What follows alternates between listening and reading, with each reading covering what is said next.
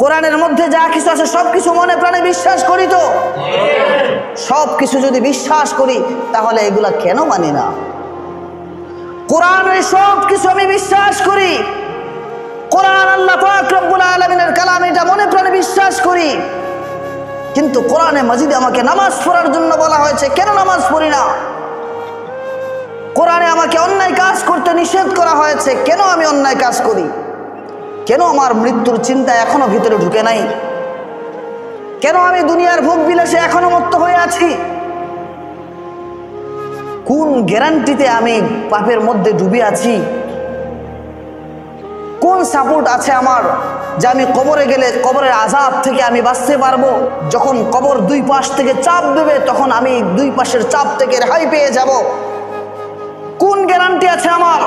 ফেরেশতারা যখন গুর্জ দ্বারা মাথায় আঘাত করবে, আমার এরকম কোনো সাপোর্ট আছে কি গুর্জুর আঘাত থেকে আমাকে হেফাজত করবে? যখন জাহান্নামের আগুন আমাকে ভস্ম করে দেওয়ার জন্য চলে আসবে, কোনো সাপোর্ট কি আছে যে জাহান্নামের আগুন থেকে আমাকে বাঁচাবে? তাহলে কেন এখনো আমরা এলোমেলো চলছি? কেন এখনো আমরা মসজিদে আসছি না? কেন এখনো মসজিদমুখী হচ্ছি না? কেন আল্লাহকে চিনতেছি না? কেন আল্লাহর রাস্তা ধরছি না? কেন নিজের মন গড়া রাস্তায় চলছি? শয়তান এলোমেলো রাস্তা বের করে দিয়েছে, কেন সেই শয়তানের রাস্তায় চলছি?